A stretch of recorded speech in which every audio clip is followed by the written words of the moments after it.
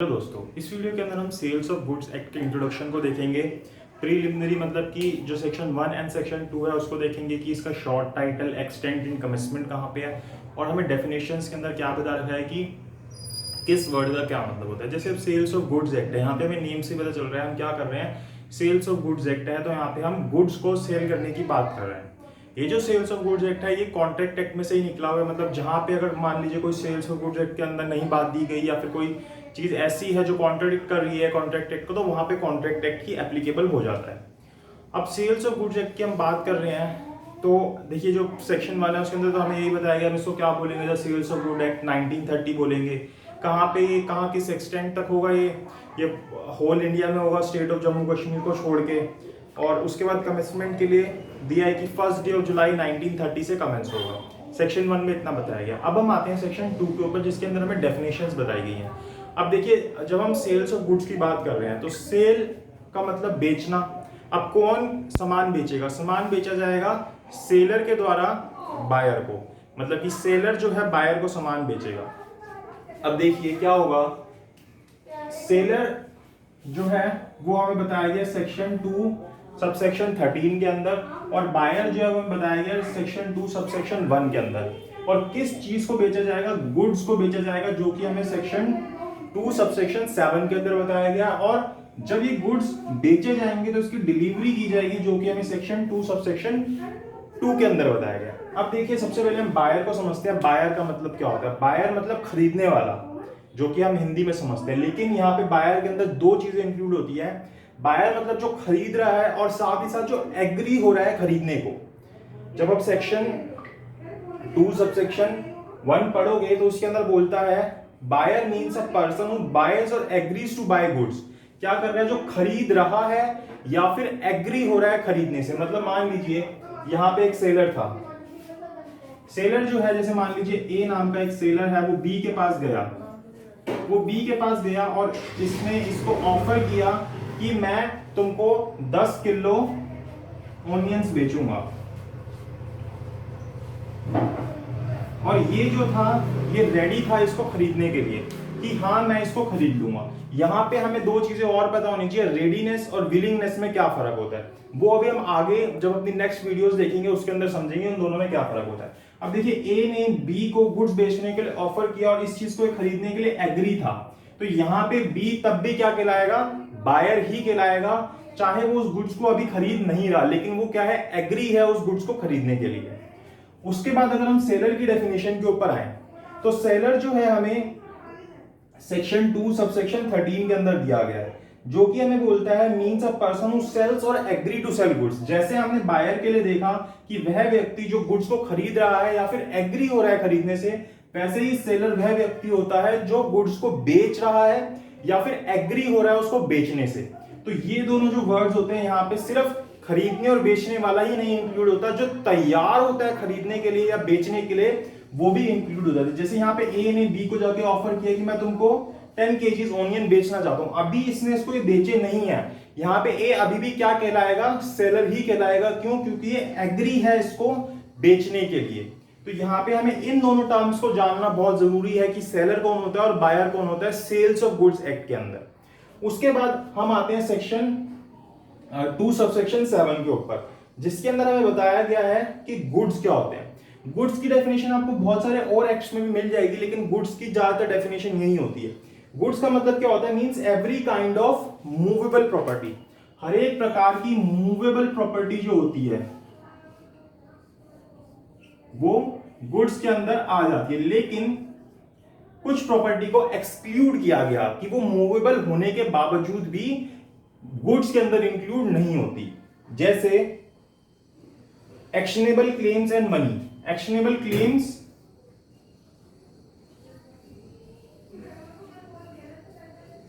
और मनी को इसमें इंक्लूड नहीं किया गया, इन दोनों को एक्सक्लूड कर दिया गया कि ये गुड्स नहीं होते। उसके अलावा एंड इंक्लूड्स, इसके अलावा किस चीज को इंक्लूड किया गया? स्टॉक्स एंड शेयर्स को।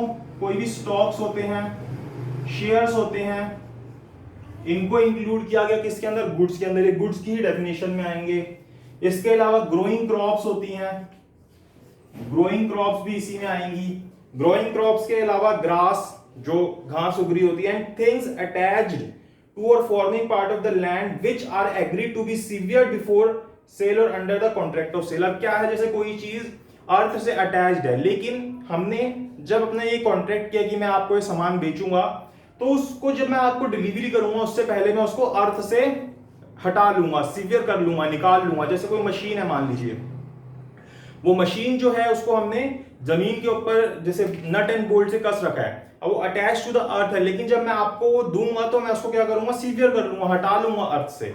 तो वो चीजें भी क्या हो जाएंगी, इंक्लूड हो जाएंगी किसके अंदर, गुड्स वर्ड के अंदर। और गुड्स वर्ड में इंक्लूड हो जाएंगी तो वो उसके ऊपर sales of goods applicable, sales of goods act applicable हो जाएगा।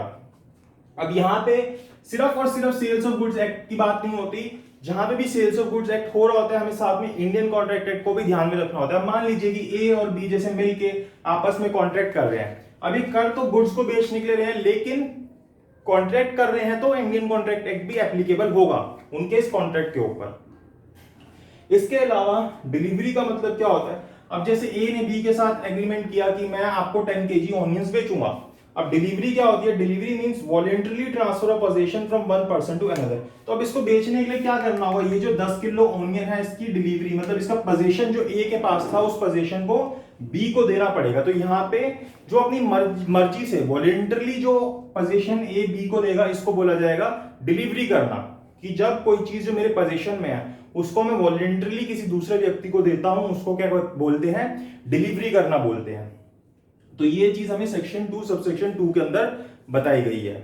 उसके बाद इसके अलावा कुछ और टर्म्स है जो सेक्शन 2 के अंदर आते हैं, उनको भी हम देख लेते हैं।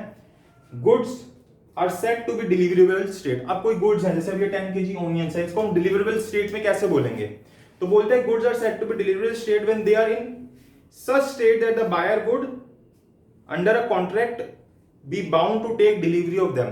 कि वो ऐसी सिचुएशन के अंदर है कि जो बायर है, जैसे यहाँ पे बी है, वो इस बात से बाउंड हो जाए कि वो उसको ये गुड्स लेने पड़ेंगे। तो वो गुड्स कैसी सिचुएशन में आ गए, डिलीवरेबल स्टेट के अंदर आ गए। उसके बाद हमने गुड्स की definition, documents of title goods. अब हमें कैसे पता चलेगा कि जैसे ये 10 kg ऑनियंस है, तो इसका टाइटल ए के पास है, तो किसी डॉक्यूमेंट से पता चलेगा। अब उस डॉक्यूमेंट के अंदर क्या क्या इंक्लूड हो जाता है, वो हमें सेक्शन के अंदर दे दिया गया। जैसे कि हम बोलते हैं कि डॉक्यूमेंट ऑफ टाइटल गुड्स, कि इसकी ऑनरशिप जो ए है ये इसका ऑनर है, इसके लिए हमें कैसे पता चलेगा, या फिर जो इसके टाइटल ऑफ गुड्स हैं उसके डॉक्यूमेंट्स हमें कैसे पता चलेंगे।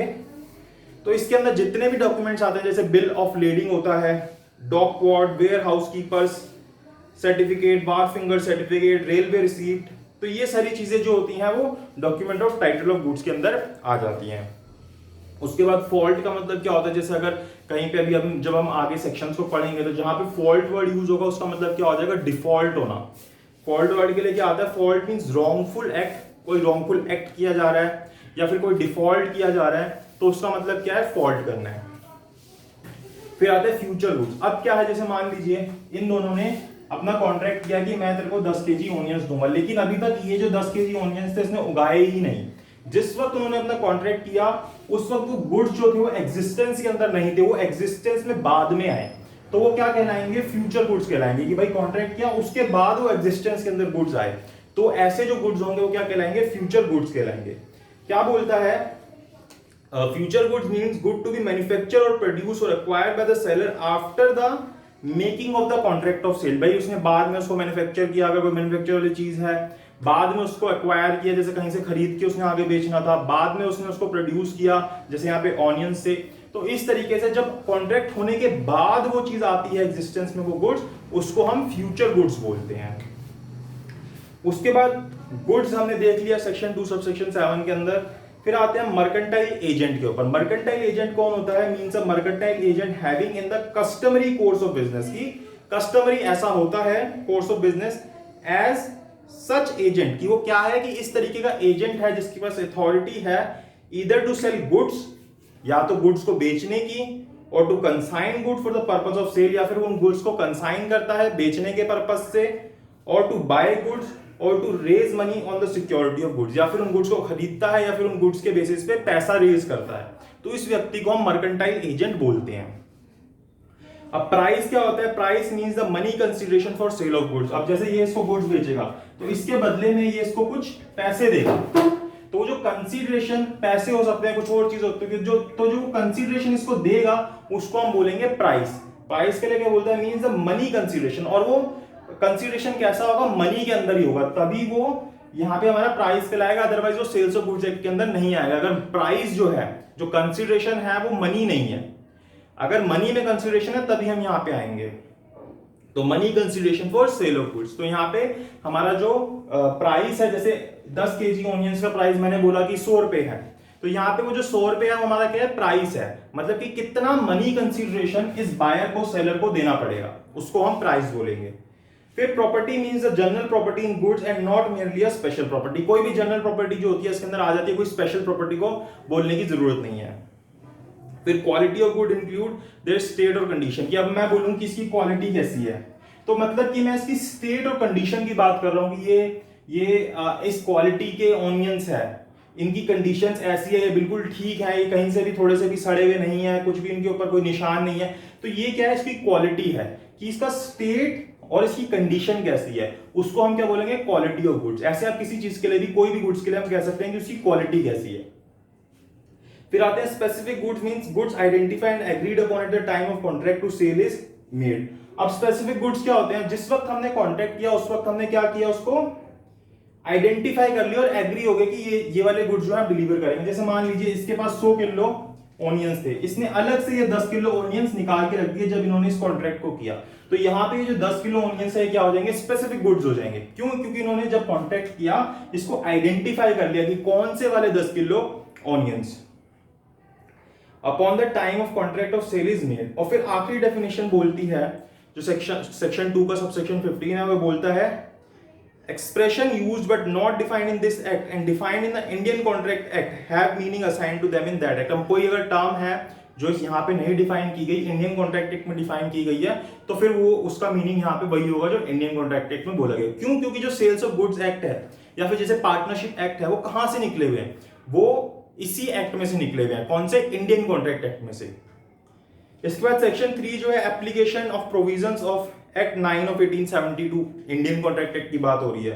The unrepealed provisions of Indian contract act save insofar they are inconsistent with the express provision of this act shall continue to apply to contract for the sale of goods. अगर मान लीजिए sales of goods act कहीं पे जो है contract करता है किसको?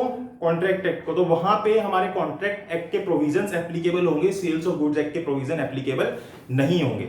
तो जो इंडियन कॉन्ट्रैक्ट एक्ट है वही हमारा मेन एक्ट है, लेकिन जहां पे इस तरीके की चीजें आ जाएंगी जो सेल्स ऑफ गुड के एक्ट के अंदर आती है, तो sales of goods act applicable होगा। और अगर सेल्स ऑफ गुड्स एक्ट भी कहीं पे कॉन्ट्रैक्ट कर देता है इंडियन कॉन्ट्रैक्ट एक्ट को, तो वहां पे इंडियन कॉन्ट्रैक्ट एक्ट ही एप्लीकेबल होगा, या फिर इंडियन कॉन्ट्रैक्ट एक्ट के वो पार्ट्स जिनको रिपील नहीं किया गया है। तो इस वीडियो के लिए इतना ही। अब ये हमने इसके अंदर प्रीलिमिनरी एक तरीके से इंट्रोडक्शन समझ लिया कि सेल्स ऑफ गुड्स एक्ट क्या है, इसका शॉर्ट टाइटल, एक्सटेंट, कमिटमेंट क्या है, उसकी डेफिनेशन को समझ लिया। अब हम आगे आने वाली वीडियोस में सेक्शन 3 से आगे के सेक्शंस को समझेंगे और डिटेल में देखेंगे कि सेल्स ऑफ गुड एक्ट में क्या है। अगर आपको वीडियो अच्छी लगी तो उसको लाइक, शेयर, सब्सक्राइब और कमेंट कर दीजिएगा।